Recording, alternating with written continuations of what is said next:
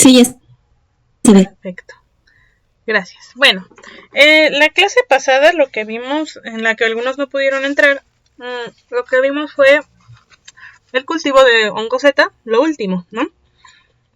A lo largo de las clases estuvimos viendo, bueno, por un lado sí se habló de los hongos como en general, ¿no? Tanto los que comemos como los que no comemos, cómo se reproducen, los tipos de hongos. Expusieron acerca de la importancia de los hongos tanto ecológica como para el ser humano, ya sea en beneficio o cuando pues perjudican, ¿no? al ser humano. Vimos la importancia ecológica, médica, económica, ¿no? De todo eso, de todo ese tipo, ¿no? También vimos, pues, en cuanto a importancia económica, pues el cultivo de hongo Z, ¿no? Un ejemplo de ellos. Les comentaba anteriormente que primero, pues se ve, este es un poco más popularizado en cuanto a manuales más caseros. ¿Por qué? Bueno, porque es un poco más sencillo y ahorita vamos a ver, ahorita que veamos el otro manual de producción de hongos, ¿por qué es más sencillo? Cultivar estos, ¿no? Se pueden hacer de una manera más casera. En general, el cultivo de hongo, pues bueno, recordemos que tiene diferentes fases, ¿no? Está la fase de laboratorio y ya la fase de producción. La fase de laboratorio, pues bueno, recordemos que, como lo dice su nombre, es un poco más especializada, ¿no? Porque, bueno, se requieren ciertos materiales y condiciones de extrema higiene, ¿no? Muy, ¿cómo se podría decir? Más clínicas, ¿no? Para evitar que, pues, las cepas se contaminen y además, pues, para conservarlos, ¿no? Entonces, este tipo de manejo es más para conservar cepas que hemos encontrado o que se encuentran pues bastante buenos. Que bueno, cuando alguien tiene un laboratorio o pues ya quiere expandir un poco más su negocio en cuanto al cultivo de este tipo de hongo, pues en cierto modo pues conviene tener algo parecido o encontrar un laboratorio que pueda manejar nuestras muestras de hongos, ¿no? Porque, por ejemplo, aquí nos mencionaba, ¿no? Que una forma muy buena de mantener nuestra cepa de hongo en buen estado, para después de que la queramos tener y que no necesitamos replantarlo tantas veces, es el congelarlo en nitrógeno, pero bueno, esto ya requiere congeladores más especializados, ¿no? Material más especializado. Pero bueno, de ahí pues vemos la elaboración del inóculo, ¿no? Y en dónde se va a poner pues el sustrato en donde va a crecer nuestro hongo, ¿no? Cómo podemos tratar el sustrato, ¿no? Hay algunos que, recordemos, necesitan fermentación y otros que no. La pasteurización de nuestro sustrato. Nuevamente, estos hongos que nosotros comemos, pues, en cierto modo ya están domesticados, ¿no? Y pues es muy fácil que crezcan otros hongos oportunistas o le crezcan ¿cómo se llama? Alguna plaga, ¿no? Y plaga porque pues nos estaría perjudicando económicamente a nosotros si ataca algún, ya sea un virus, una bacteria, otro hongo o un insecto a nuestro hongo, ¿no? Nos estaría haciendo tener pérdidas, entonces por lo mismo necesitamos evitar que aparezcan, ¿no? Vimos cómo se siembran y se producen, ¿no? Cómo sería básicamente, en teoría, pues sembrarlos, ¿no? Estoy consiguiendo a alguien aquí en Ixtlán que nos pueda ayudar a hacer la práctica. Ya sería el próximo semestre.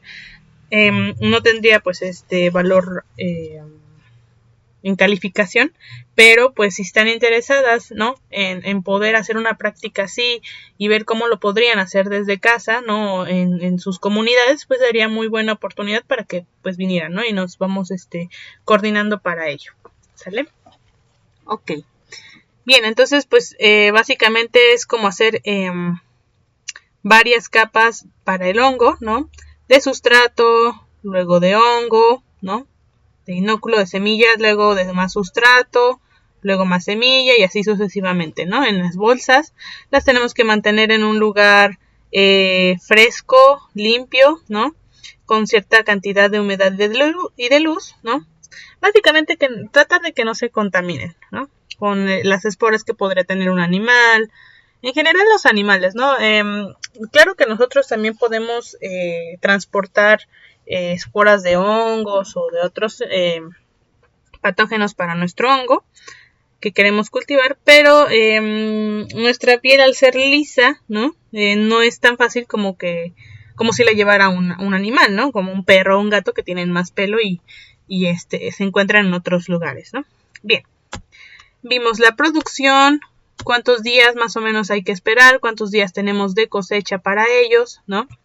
Que, pues bueno, se producen entre 2 a 4 cosechas, ¿no? Es decir, vemos que ya crecieron hasta cierto punto antes de que aquí el gorrito se vaya para arriba, ¿no? Este es como el máximo en el que pueden crecer. Los esperamos a crecer y pues los vamos cortando. Después de que cortemos todos los cuerpos fructíferos entre 1 a 3 días, porque como nos damos cuenta aquí, hay algunos que ya crecieron bastante y otros que apenas vienen, ¿no? Entonces, pues lo mejor es cortar los grandes, esperar al siguiente día a que crezcan los siguientes, los volvemos a cortar y en 2 días más crecen estos y los volvemos a cortar, ¿no? Una vez que los cortamos podemos esperar, ¿no? A unas cuantas semanas a que vuelvan a crecer nuevamente los hongos, ¿no? El cuerpo fructífero.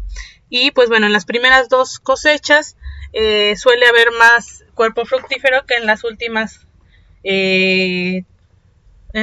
2, ¿no? Ok. Bien, vimos más o menos y de manera rápida cómo podría ser una planta productora de hongo, ¿no? Bastante sencilla, pero ya a nivel un poquito más grande, más industrial, ¿no? Veíamos el porqué de por qué estaban varias salas pegadas unas a las otras y las puertas, ¿no? Herméticas para ellas, ¿no? Por ejemplo, el 1 y 2 y 3 es laboratorio, área de siembra del inóculo y la incubación del inóculo. Entonces vemos aquí que para entrar a la sala 2 necesitamos pasar por la 1 o la 3, ¿no? Porque para más que nada que las corrientes de aire no transporten los patógenos que queremos evitar en ellos, ¿no? Lo mismo en el 5, 6 y 7, ¿no? El 6 es el túnel de pasteurización.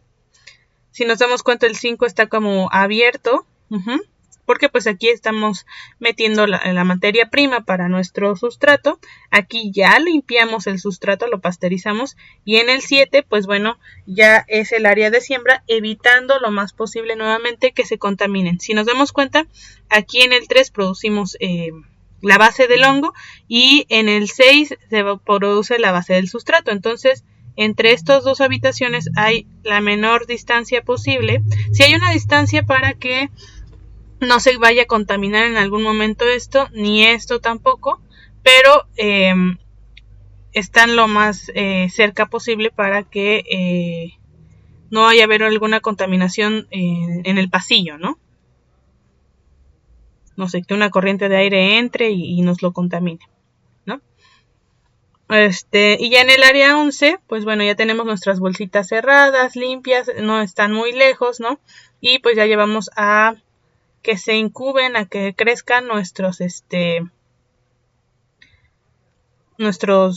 se produzcan nuestros hongos, ¿no? Y bueno, aquí también meten 3 salas, ¿no? Una de baño, los sanitarios, una oficina y un almacén y empaque de los productos, ¿no? Ok. También vimos, ¿no? En la clase pasada, los contaminantes, plagas y enfermedades de nuestro hongo, algunos ejemplos de cómo se ven, ¿no? Los principales contaminantes para nuestro hongo son los mohos, ¿no? El otro tipo de hongos, recordemos, pero sería el moho, las bacterias y las levaduras.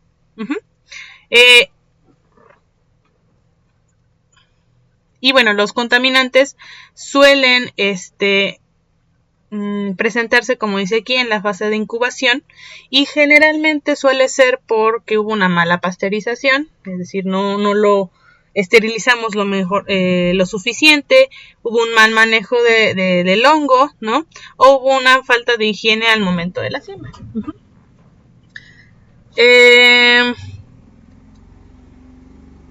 Y bueno, los de mayor importancia, como se decía, son el tricoderma, el penicillinum, el aspergillus, nospora, micogone y del género coprinus, ¿no?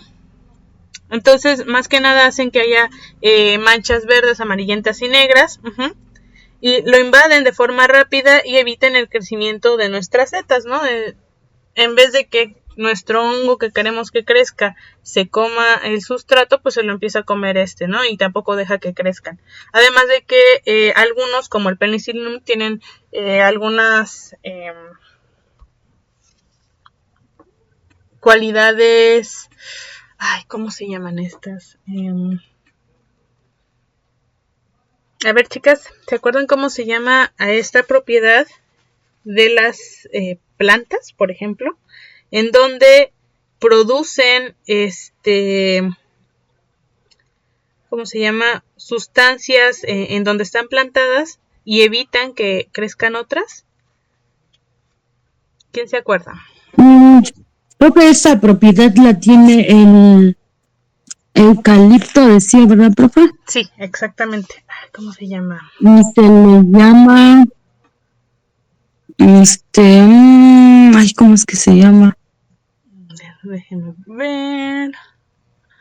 Se llama...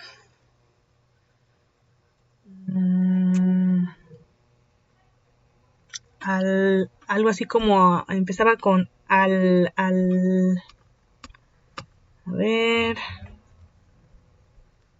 vamos a ver, creo que estaba aquí.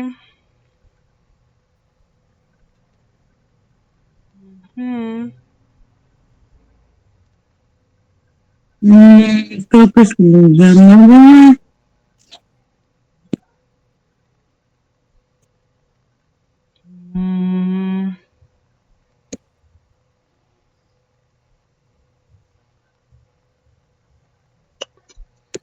¿Dónde está?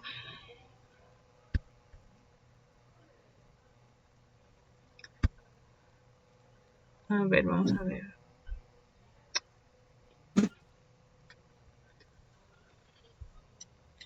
Eucalipto.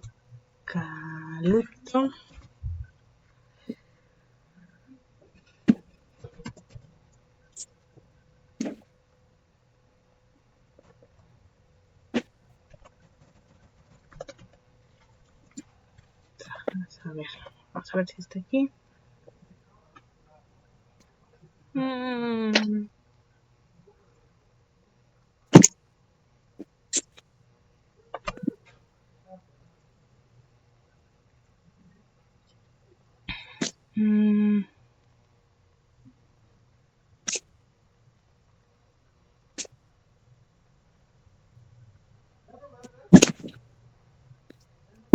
Bueno, dejémoslo para la siguiente, pero sí me entienden, ¿no?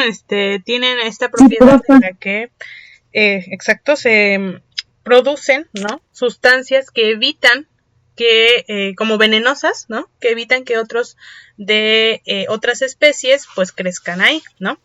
Entonces, pues bueno, la penicilina es una de ellas, también lo hace hacia las bacterias, ¿no?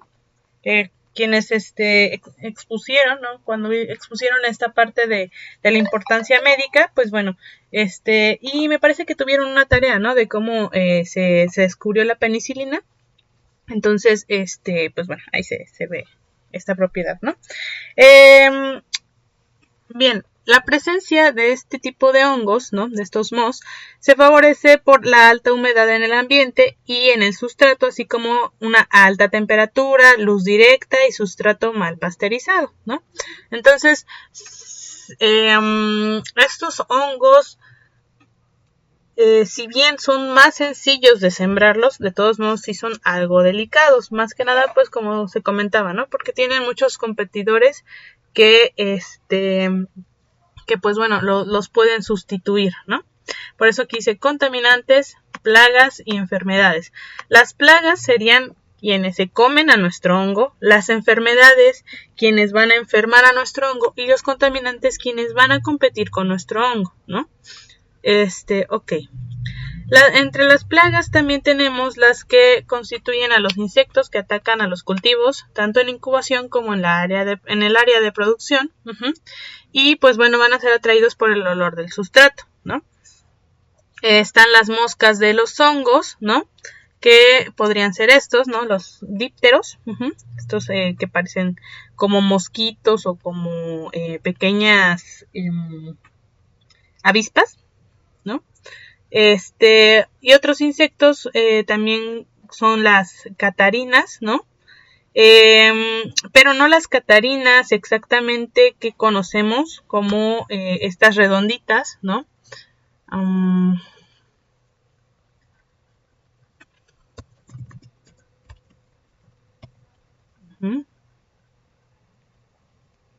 Estas redonditas, estas que se comen pues a nuestros pulgones, ¿no? Que pues son otra plaga para nuestras plantas, no son esas, ¿no? Catarina.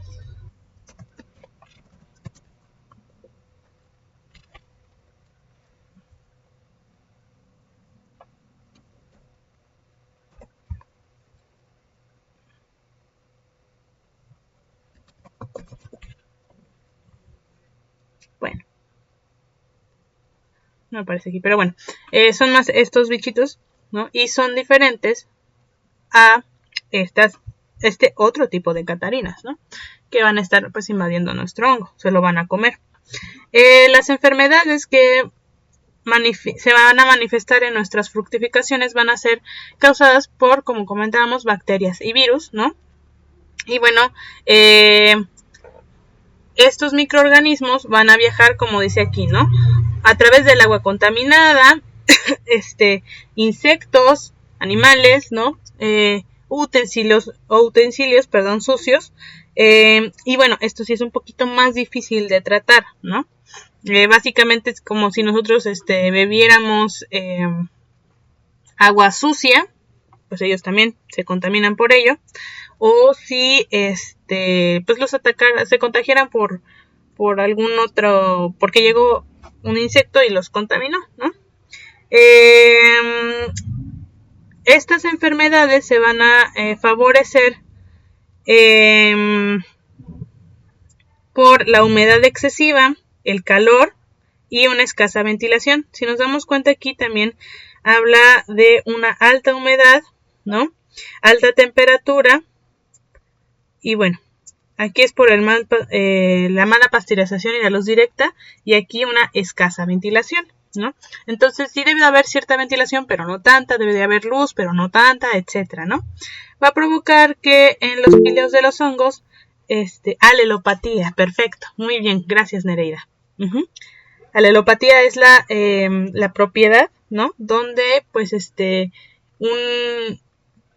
suele ser en plantas, ¿no? Pero una planta no deja, ¿no? Suelta ciertas sustancias que no deja que otras crezcan, ¿no? Si ustedes van ahí por donde hay un eucalipto, porque son bastante tóxicos, ¿no?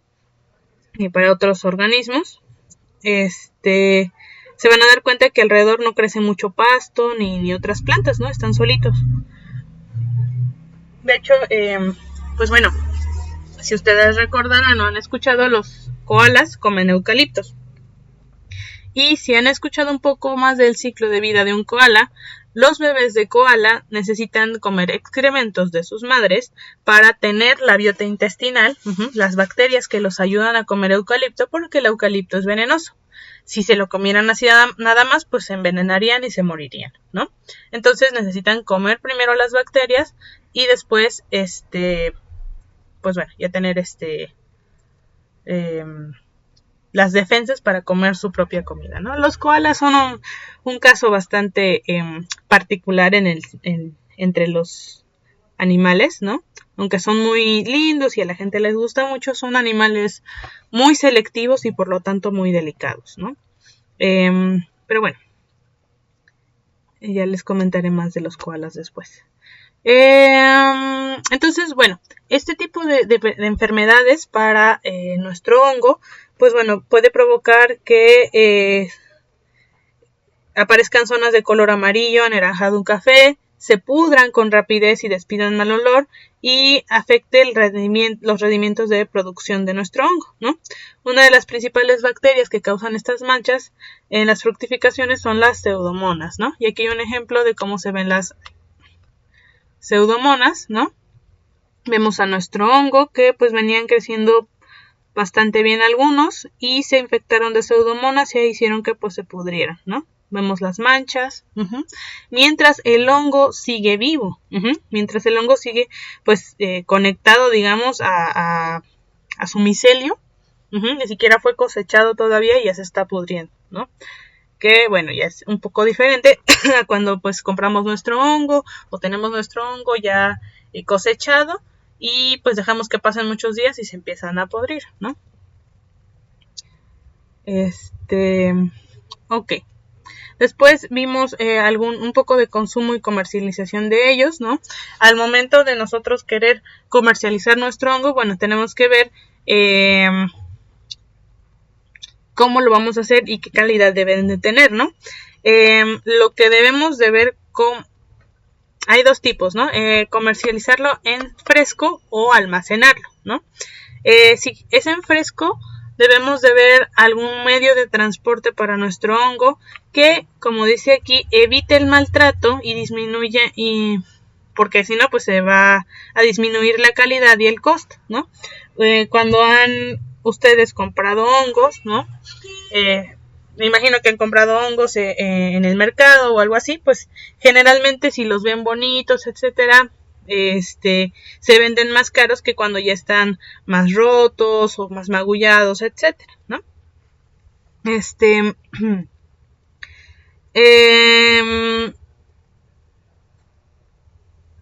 Como dice aquí nuevamente, al momento de cortarlo debemos de buscar que el pileo sea de más o menos de 10 centímetros de diámetro, que el borde sea liso y sea doblado hacia abajo. Obviamente pues depende del hongo, ¿no? Pero pues bueno, depende de a quienes les vayamos a vender y qué tipo de hongo, ¿no? Pero obviamente pues sabemos que un hongo así costaría menos que uno del mismo tamaño, pero con los bordes lisos, ¿no? Bueno, a eso se refiere. El tipo de empaque, pues bueno, puede ser variado. Aquí hablan de unicel y papel adherible o plástico. Obviamente, pues no es lo más ecológico. El unicel contamina muchísimo. Lo mejor serían cajas o canastas de plástico o bolsas de papel, ¿no? Para que tampoco se guarde tanto la humedad y se pudran más rápido nuestros hongos. Si los vamos a refrigerar, pues dicen que se recomienda que no sean un periodo mayor a 4 días,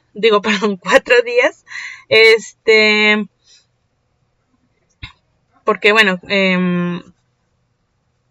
de ahí se empiezan a hacer más feitos, ¿no? Y nuevamente dice, no introducir en bolsas de plástico porque propicia la descomposición, ¿no? Si nuevamente ustedes han cosechado hongos o pues comprado hongos y los ponen en una bolsa de plástico, se podrán dar cuenta que luego empieza a haber gotitas de agua, ¿no? Como que se empieza a empañar la bolsa de plástico si la cerramos, y pues bueno, eso es porque tienen tanta humedad que pues es muy fácil que se pudran, ¿no? Y bueno, en cuanto a la venta de ellos, si los vamos a vender por peso, tenemos que tener en cuenta, como dice aquí, ¿no? Que se pierde del 1 al 2% de su peso inicial por día, ¿no? Entonces, pues, nos conviene venderlo lo más fresco posible, ¿no?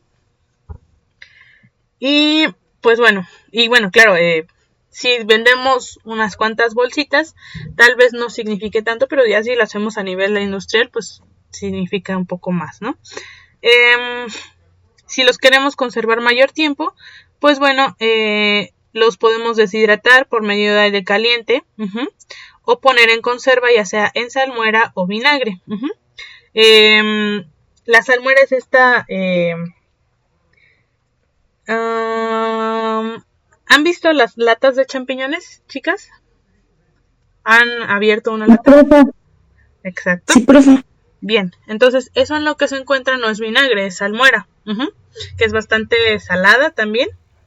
Y bueno, ahí se pueden conservar para quienes pues no les gusta el sabor del vinagre también, ¿no? Bien.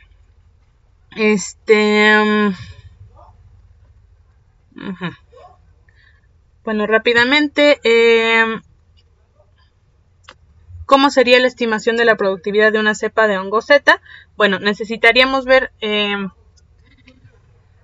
para decir, bueno, esta es una muy buena calidad de hongo, es una muy buena cepa, o esta pues no me conviene tanto, necesitamos ver algunas características que pues nos convendrían o no, ¿no?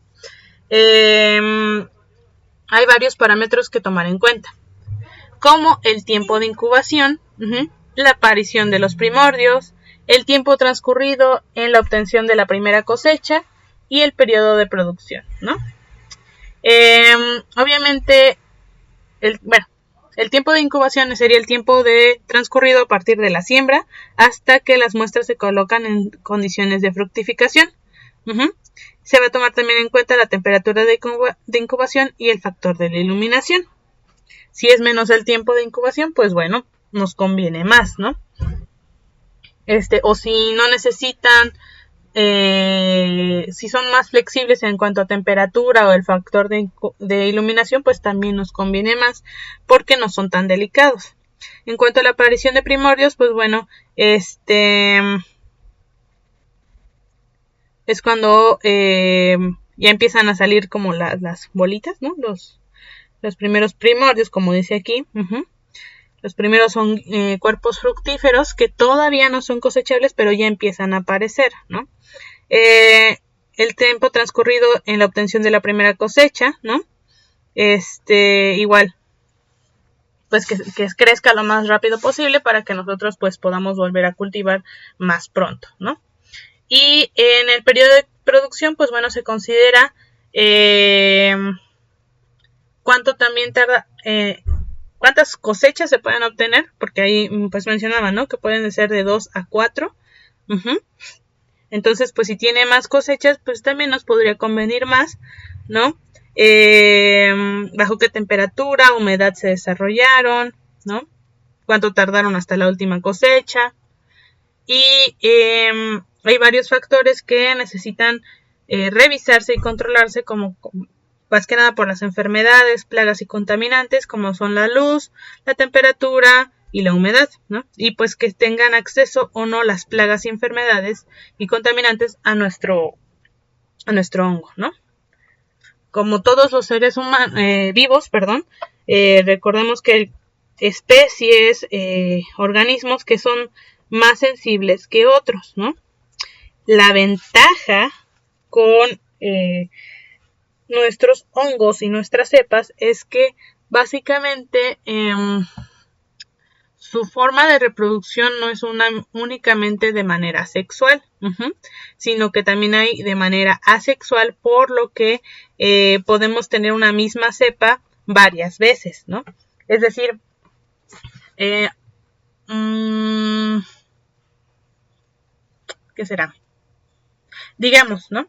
Tenemos un buey que nos ayuda a arar la tierra, etcétera, que es bastante fuerte, casi no se enferma, creció rápido, tiene buen carácter, obedece.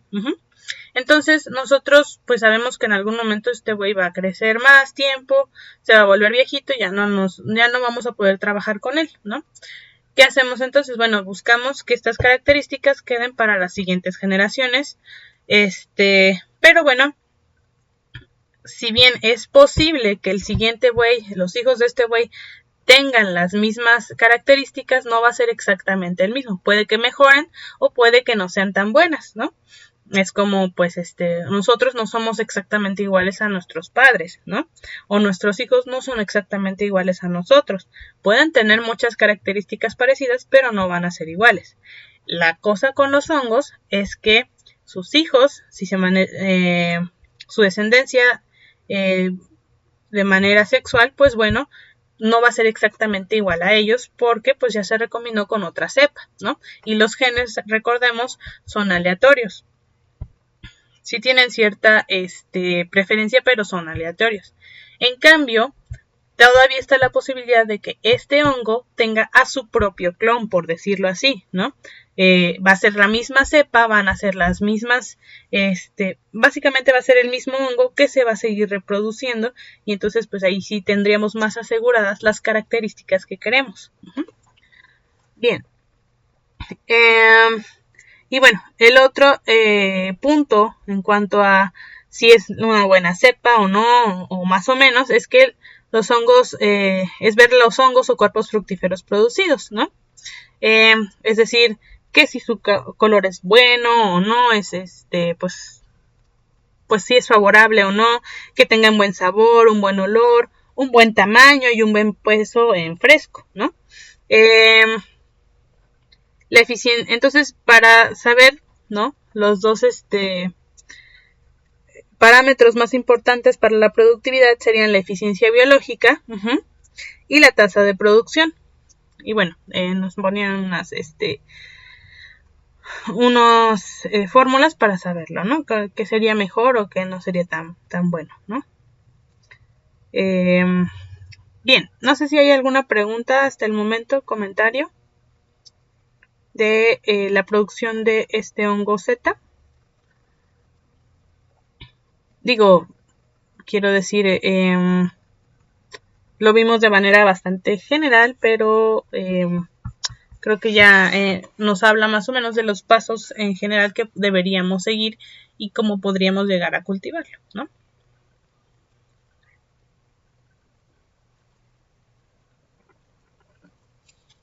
No, en mi parte no. Gracias. Ok. ¿Usted, Nereida? No, profe. Muy bien. Bueno, pues como vimos, sí son bastante delicados los hongos. Pueden tener muy buenos beneficios siempre y cuando encontremos la manera de cultivarlos, ¿no? Y de pues encontrar a los compradores, ¿no? Encontrar el mercado donde los podemos vender. Que pues bueno, podemos consumirlos nosotros mismos, pero igual pues si lo queremos para algo lucrativo, entonces necesitamos ver que la gente sí los compre, ¿no? Por ejemplo, hay algunos frutas, verduras, ¿no?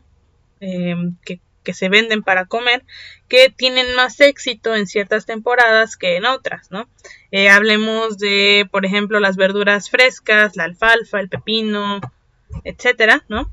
Que se pueden vender todo el año, pero obviamente cuando hace más calor es cuando tienen más éxito de compra, de venta, que cuando hace frío, ¿no? Bien. Ok. Bueno, ahora vamos a pasar con el manual práctico de producción comercial del champiñón, ¿no?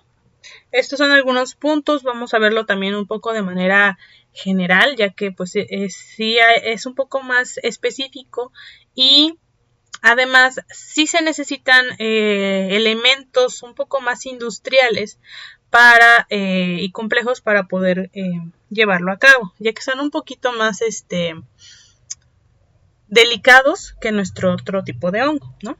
Pero bueno, siempre es bueno saber un poco acerca de cómo podríamos cultivarlo, ¿no?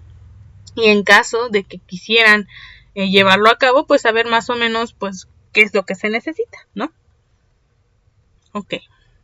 Entonces, este hongo, el hongo champiñón, que es un poco más comercializado a nivel industrial, pues es el Agaricus bisporus, ¿no? Descrito en 1946, ¿no? Ok, bien, entonces como sabemos de los hongos, es un organismo heterótrofo y además, como el otro hongo, también es saprófito, es decir, que se alimenta de materia vegetal muerta o degradada. Recordemos que los hongos son organismos, ¿cómo se llama? Descomponedores, pero pues bueno, no todos los hongos descomponen materia vegetal o materia animal o materia como fecal, ¿no? Depende del hongo, así como no todos los animales comen carne o no todos los animales comen vegetales o todos los tipos de vegetales, ¿no? Pues lo mismo los hongos, ya vimos que son muy diversos y extensos. Bueno, en cuanto a su producción comercial, necesitamos ver que algunos puntos importantes para que pues se lleve a cabo de manera exitosa, ¿no? Lo principal podría ser que haya una instalación de una empresa productora de champiñones, para la instalación, ¿no? De una empresa productora de champiñones con un sistema de producción que vaya a que tenga éxito, sería una que satisfaga las demandas del mercado, tanto en calidad, cantidad y constancia, es decir, que la empresa que tengamos, ¿no? Nuestra productora de champiñones, pues tenga calidad, cantidad y constancia, ¿no? Bueno, ustedes como productoras también sabrán que si tenemos más constantemente el producto, a veces es más fácil o más constante que nos compren a que si es más esporádico, porque pues bueno, muchas veces en este mundo comercial, ¿no? La gente busca el producto constantemente, entonces si el producto es muy especial, claro que lo van a buscar, ¿no? Pero también si lo necesitan constantemente van a ir a un proveedor que, entre comillas, sea confiable, por decirlo así, que más bien pues los provea el producto constantemente, ¿no? Bueno, ok. Pero bueno, hay también que ver algunas... no sería lo único que se necesite ver al momento de querer tener una producción comercial, ¿no? Del hongo champiñón. También necesitaríamos ver que haya una buena localización de nuestra empresa, el tamaño sea el adecuado, porque a veces podría ser que sea tan grande que está muy centralizado y se acomplejan se vuelven más complejas los sistemas, entonces dependiendo de qué es lo que queremos hacer, pues a veces es mejor tener pequeñas microempresas que grandes, ¿no? O bueno, es lo que nos mencionan aquí, ¿no? Lo que nos sugieren, ¿no? Y pues ver el sistema de producción que sea más adecuado a lo que queremos lograr y también nuestras posibilidades, ¿no? Bien. ¿Dónde vamos a localizar el lugar de producción, ¿no? Bueno, ¿qué necesitamos saber o ver para ver dónde la vamos a localizar? Lo primero es que la materia prima se encuentre cerca, ¿no? Entonces, así vamos a poder tener constantemente el sustrato, ¿no? Los productos, o bueno, lo necesario para poder producir nuestro hongo, y además que disminuya los gastos de operación. Por ejemplo, quienes han estado trabajando con Sembrando Vida, ¿no? Y han sabido un poco de la historia de esta, en cuanto a la Sierra Norte, recordarán que al momento de que empezó el programa, sí hubo cierto conflicto porque se tuvo que transportar planta de Veracruz o de otros estados hasta la Sierra Norte, ¿no? Y esto, pues bueno, generó gastos bastante grandes y grandes pérdidas también del material, ya que muchas plantas no estaban o no resistieron el viaje, ¿no? O o no, ¿cómo se llama? O no aguantaban las nuevas condiciones de clima. Además de que pues ya las habían movido y sufrieron de ese estrés, pues las nuevas condiciones pues no siempre son las mejores, ¿no? Entonces, pues bueno, entre más cerca o más localmente sea el lugar para conseguir nuestros insumos, pues mejor, ¿no? Otro punto que se necesita tomar en cuenta es que se encuentra en un lugar estratégico para la pronta obtención de servicios de mantenimiento de nuestro equipo e instalaciones en general. Además de que podamos comercializarlo pronto, ¿no? Y más en cuanto a los hongos, ¿no? Que estamos viendo que cuando no son frescos es un poco más complicado de venderlos. Entonces, entre más rápido podamos venderlos, mejor, ¿no? Que sea accesible, ¿no? La instalación. Nuevamente sabemos que si queremos producir un poco más a gran escala, pues es mejor que esté más accesible, ¿no? Si no, pues si se complica se puede hacer, pero es un poco más complicado. También si queremos poner una instalación desde cero, pues es más complicado si no tenemos cómo llegar ahí, ¿no? Para transportar todo el material. Y que haya servicio de agua suficiente, de preferencia también luz y teléfono, pues bueno, para contactarse más que nada, ¿no?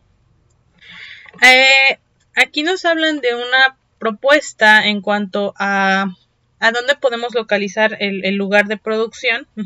Ya este lugar de producción, como les comentaba, sería algo más parecido a esta propuesta de la planta productora de hongo.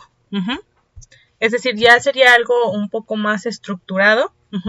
No podría ser de manera tan casera o se complicaría un poco más al momento de hacerlo de manera casera. Y bueno, para tener un lugar de cultivo, hay propuestas que ya se han llevado a cabo en otras partes de México o de otros países que se llama apiade, ¿no? Esta propuesta es el aprovechamiento de instalaciones agropecuarias en desuso. Y entonces aquí ya no tenemos que construir desde cero nuestras instalaciones,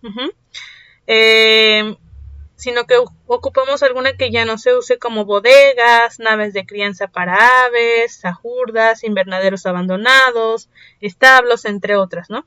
Y entonces estos los podemos adaptar a la producción de nuestro hongo, en este caso del hongo champiñón. Como dice aquí, no es necesario o estrictamente necesario que la empresa productora tenga estos factores, pero el que los tenga nos disminuye considerablemente el costo de la producción y podría significar la clave entre que pues sí podamos llevar a cabo la producción de este hongo, o sea demasiado caro y ya no podamos continuar con la empresa, ¿no? Entonces, bueno, aquí nos pone algunos ejemplos de el sistema apiade, ¿no? Donde pues lugares que ya no están en uso se reacondicionan para poder tener nuestro hongo Z, ¿no? Ok, ahora en cuanto a los sistemas de producción comercial, tenemos tres principales: el americano, el holandés y el francés. El americano se le conoce así porque pues se utiliza mucho en Estados Unidos. También se le conoce como sistema de camas. Y ¿qué es este de aquí? Como vemos acá, pues son como varias camitas, ¿no? Como varias literas, y tenemos nuestros hongos acá apilados, ¿no? Está muy serio. Bueno, apilados, ¿no? Aquí los vemos sin el hongo todavía crecido, sin el cuerpo fructífero, y aquí ya los vemos pues ya reproducidos, ¿no? Ok. El peso promedio de cada cama esta es toda una cama, estaría entre los 250 y 280 kilos, es mucho, y hace necesaria la utilización de montacargas para su traslado a las naves o cuartos de producción, casi durante todas las operaciones de diferentes procesos. Como los vamos a plantar aquí, los vamos a incubar aquí, etcétera, pues bueno, sí necesitaríamos estas maquinitas, estas montacargas, para pues transportarlas porque son extremadamente pesados, ¿no? Ok. También tenemos el sistema holandés. El sistema holandés utiliza más energía. Entre estos tres sistemas es el que tiene un mayor uso de tecnología y es como un poquito más avanzada. También se le conoce como sistema de bandejas y bueno, las operaciones y procesos de cultivo se realizan prácticamente dentro de los cuartos de producción. Y casi en su totalidad las labores de cultivo son manejados con sistemas computarizados, ¿no? Y este es un sistema de bandejas. Aquí ya pues son bandejas metálicas y pues bueno, ya no necesitan el movimiento tan constante, ¿no? De un lugar a otro. Y aquí ya vemos las bandejas utilizadas con nuestro champiñón, ¿no? Y finalmente tenemos el sistema francés, también conocido como sistema de bolsa plástica, y actualmente es el más empleado porque es más práctico y ajustable a diferentes niveles de inversión. Es decir, vemos aquí nuestras bolsas plásticas. Nos damos cuenta nuevamente que tienen la diferencia de que en el hongo pleurotus, nuestros hongos van a crecer de repisa, ¿no? De aquí de uno de los extremos, mientras que el champiñón va a crecer siempre en la cima, ¿no? En la parte de arriba. Pero bueno, de todos modos tenemos aquí nuestro hongo con bastante sustrato y bueno, aquí ya lo vemos más crecido. Y pues bueno, es más transportable, no necesitaríamos montacargas para transportar cada bolsa. Es un poquito más rudimentario, pero más ajustable, ¿no? Ok. Bien.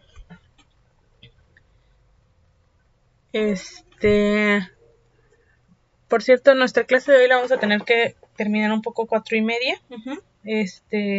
Para que pues ustedes también tengan clase de tiempo para prepararse para su otra clase. Y bueno, yo no puedo durar ahorita hasta las 5, ¿no? Pero yo creo que si acabamos en estos 20 minutos los otros que nos faltan. Y la próxima clase ya vemos el resto de la información aquí, ¿no? Ok. ¿Cómo van a ser los procesos de producción para este tipo de hongo? Para poder proporcionar las condiciones ambientales al champiñón, existen necesarias.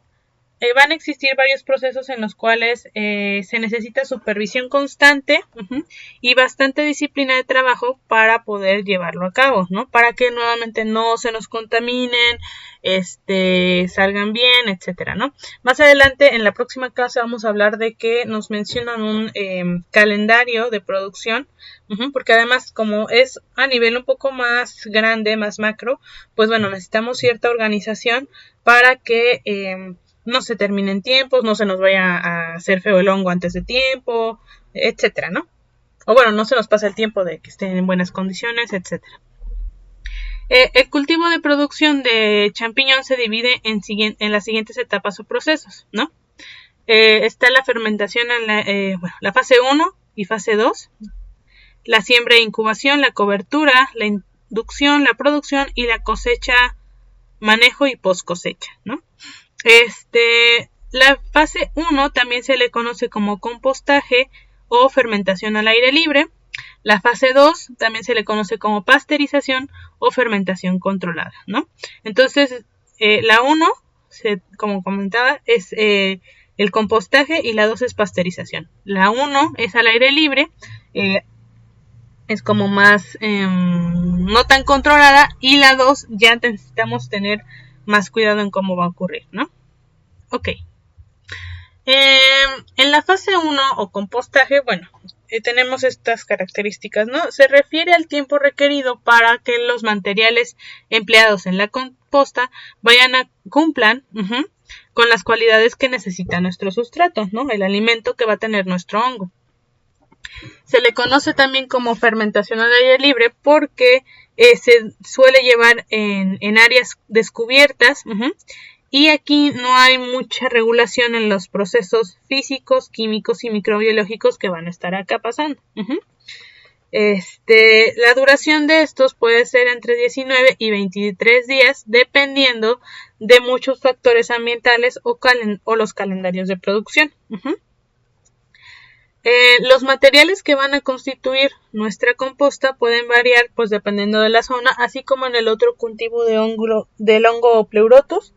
Aquí pues también va a depender de la zona, de qué tan disponibles estén, el costo de ellos, etcétera, ¿no? Y bueno, como se mencionaba, se pueden utilizar diferentes tipos de paja, arroz, cebada, sorgo, maíz, trigo, avena, etcétera, ¿no? Recordemos que la vez pasada, cuando algunos hicieron su práctica, utilizaron rastrojo de maíz, ¿no?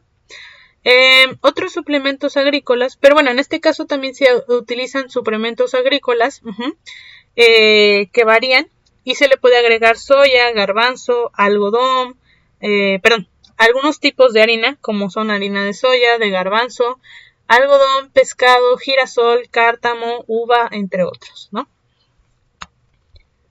Ok. Aquí en este tipo de proceso es común la utilización de la urea y polinasa para acelerar el proceso de fermentación y proveer al sustrato de nitrógeno y proteína. Recordemos que una de las cosas menos comunes en el sustrato, tanto para plantas como pues en este caso hongos, es el nitrógeno, ¿no? Bien, ¿quién me recuerda por qué el nitrógeno es uno de los principales factores importantes para los cultivos? ¿Por qué se menciona tanto el nitrógeno? ¿Por qué no el carbono? ¿Por qué no el azufre? ¿Por qué el nitrógeno es tan importante de proporcionar en nuestros cultivos?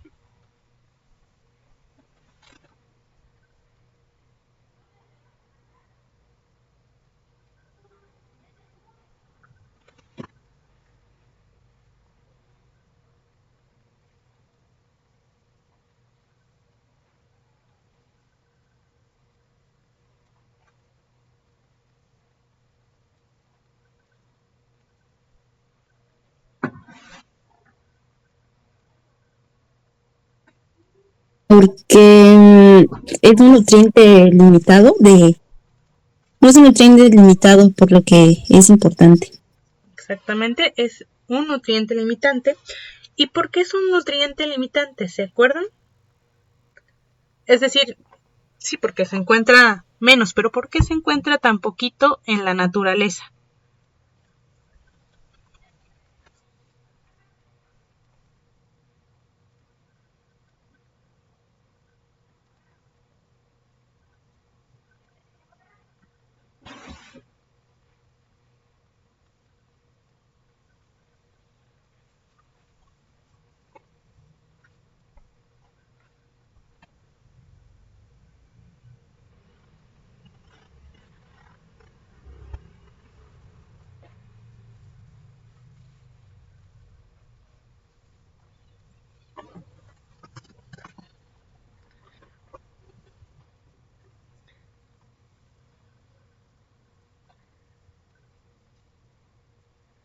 ¿No se acuerdan?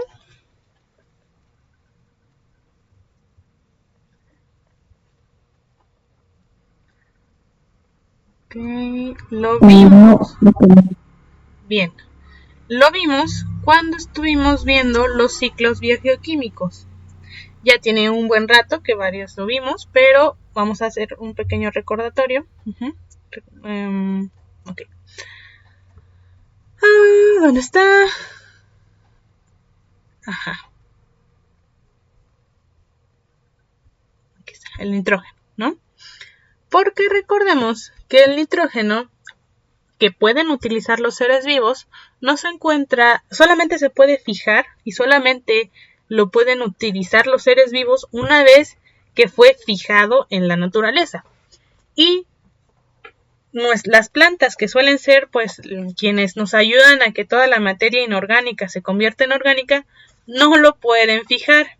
Solamente las bacterias nitrificantes o fijadoras de nitrógeno, los procariontes, son aquellos que pueden fijar el nitrógeno, ya sea que estén en simbiosis con algunas plantas o que sean de vida libre, o que la encontremos, pues bueno, después de que los procesaron algunos animales, como en el caso de la gallinaza, ¿no? Por lo tanto, es tan importante que pongamos que les demos el suplemento de nitrógeno, porque o proteína, porque no se encuentra, no es tan fácil de encontrar la forma en la que queremos encontrar el nitrógeno para nutrir a nuestro hongo. Muy bien. Otros suplementos que se pueden poner aparte de la urea o la pollinasa son la cascarilla de algodón, que aunque su contenido proteico es bastante bajo, los espacios originados por su volumen permiten una excelente oxigenación al sustrato y van a lograr una mayor fermentación aeróbica. Otro también es el sulfato de calcio o yeso agrícola, que va a proporcionar un mejoramiento en la estructura del pH. Entonces, lo que podemos poner es pollinasa, urea, pero también cascarilla de algodón y sulfato de calcio para que sea un suelo más nutritivo, un sustrato más nutritivo y óptimo para nuestro hongo, ¿no? Es importante mencionar que toda materia prima empleada para la elaboración de la composta puede ajustarse y combinarse de tal manera que entonces obtengamos entre 1.6 y 1.8% de nitrógeno sobre peso seco, según Beder en 1984, ¿no? Esta es la referencia. Ok. Entonces, ¿a qué se le llama composta en este caso? Bueno, se le llama composta al compuesto de materias primas mezcladas, humectadas y fermentadas por la acción de oxigenación periódica y constante. Entonces, mezcladas, humectadas y fermentadas, pero por la acción de la oxigenación después de cierto tiempo. Y esta composta va a tener un estado óptimo cuando tenga la textura, la estructura, el color, el olor, la humedad, la actividad microbiana y térmicas óptimas, ¿no? Y hay algunas formas de poder verlas a simple vista, de olerlas, etcétera, ¿no? Entonces, para lograr un compostaje adecuado de las materias primas durante esta etapa, se llevan a cabo dos maniobras, la fermentación en pila y la fermentación en cordón. Ok. Entonces, cuando tenemos una fermentación adecuada, es cuando a la paja se le da un porcentaje de los suplementos y una pronta y bien distribuida humectación. En pocos días es necesario revolver la pila para que la fermentación, sea lo más homogénea posible, y ahí se va a notar un cambio de color en el sustrato. Las temperaturas alcanzadas en una fermentación en pila rebasan los 75 grados Celsius, ¿no? Bien. Si ustedes, aquí en la fermentación siempre se va a dar bastante calor porque hay actividad microbiana pues en ese momento. ¿Alguna de ustedes ha estado en contacto con algo de composta, algo que se esté fermentando, o ha visto una pila de basura orgánica que ya lleva varios días pues sin moverse? O también alguna vez han visto una pila de hojas, ¿no? Que está como muy compacta.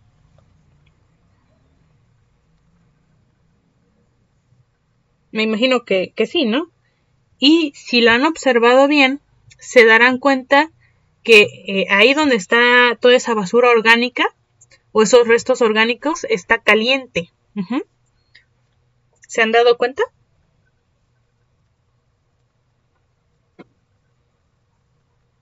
Sí. Bien. Pues sí, esto es por toda la actividad microbiana que se está dando que pues al final de cuentas es actividad de los seres vivos y va a generar, pues cierta cantidad de calor que pues bueno, nosotros podemos notar, ¿no? A veces incluso se siente como si se estuviera moviendo, ¿no? Como que sacan gasecitos, etcétera. Bueno. Ok.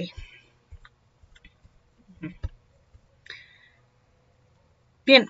La próxima clase vamos a ver los tipos de fermentación. Los vamos a tratar de ver rápidamente.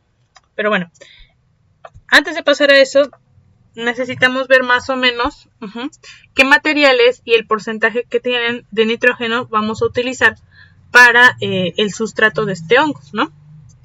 En la actualidad se han hecho varias investigaciones para el cultivo de este hongo. Y bueno, ahora tenemos un poco más de información para saber qué materiales podemos utilizar según nuestros intereses y las circunstancias pues de nuestra zona, ¿no? Tanto para el proceso de preparación como la composta, ¿no? Para poder llevar a cabo con éxito esta preparación, se han hecho algunas fórmulas de composteo y se ayudan para conocer algunos tipos de material, así como su contenido de nitrógeno, así como ya hay muchas tablas de nutrimentales para cuando se hacen, cuando uno va al nutriólogo o se hacen algunas dietas. Ya hay muchas tablas que nos dicen, bueno, la leche tiene tanta cantidad de grasa, de proteína, de vitamina tal y tal, ¿no? Pues bueno, y también el huevo tiene esto y el otro, las calabazas tienen esto y el otro, la carne de puerco tiene estas características, etcétera, ¿no? Lo mismo para alimentar nuestro hongo, ¿no? Comúnmente las empresas que proveen estos suplementos tienen los datos de contenido de proteína de los suplementos agrícolas, ¿no? Pero muchas veces desconocen el contenido de nitrógeno puro y entonces para determinar este porcentaje se hace ciertas operaciones, ¿no? Por ejemplo, porcentaje de proteína entre de 6.25 igual a porcentaje de nitrógeno, ¿no?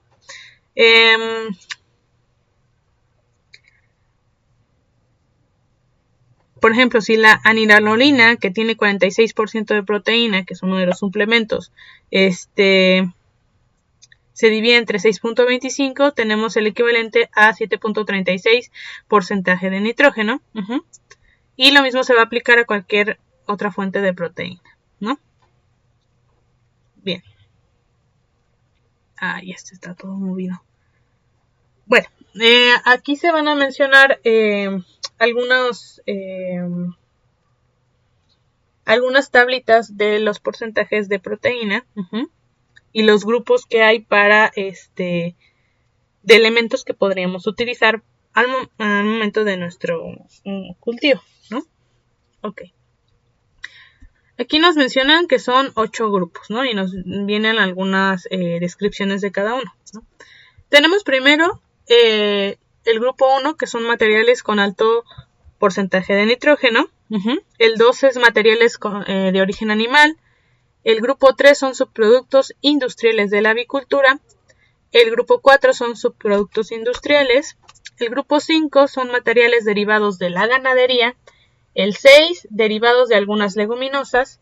El 7, materiales mejoradores de pH. Y el grupo 8, materiales derivados de la ganadería y la agricultura.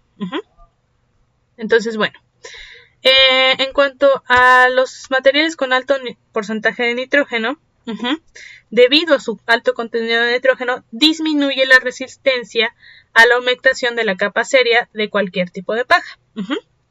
Entonces, las materias primas son el sulfato de amonio o el nitrato de amonio y también la urea.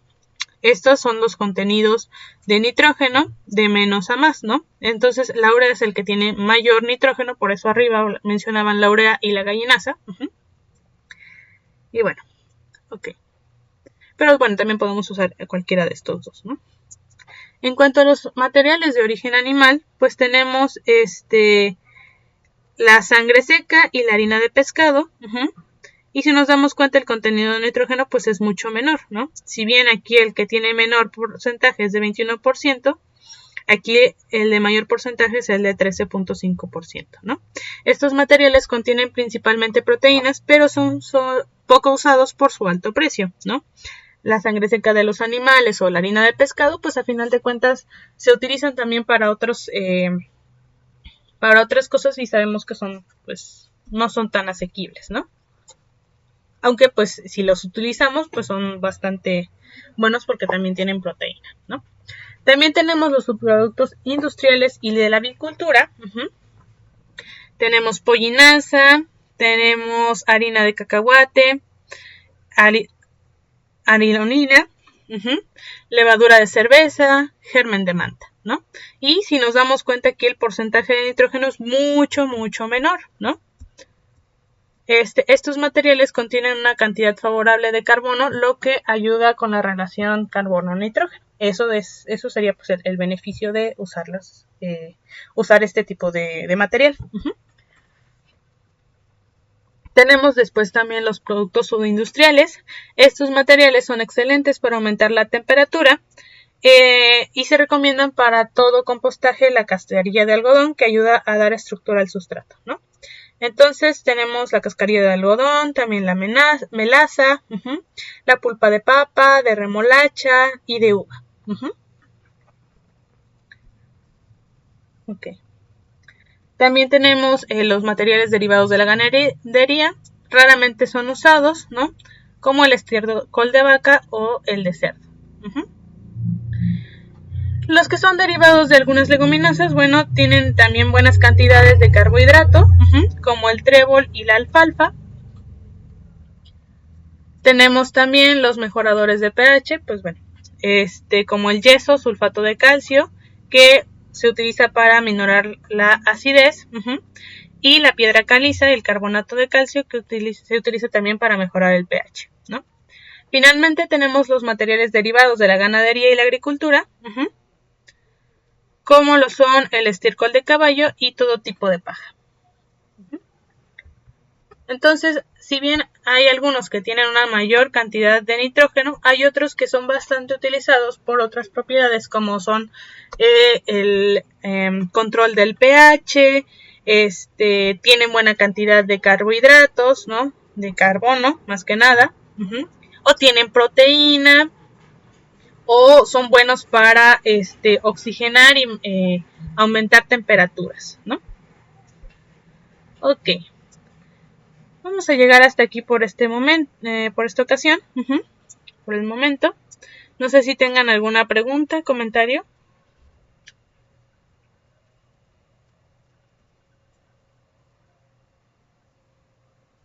No, profe, bueno, la profe sí nos puede pasar la presentación, es que ve que de repente no veo la pantalla y luego lo vuelvo a ver. Ah, ok, sí, en un rato más Gracias, de los pasos, ¿sale? Sí, profe. Ok, pues bueno, si nos damos cuenta, como les comentaba, en el cultivo de estos hongos es un poquito más elaborado.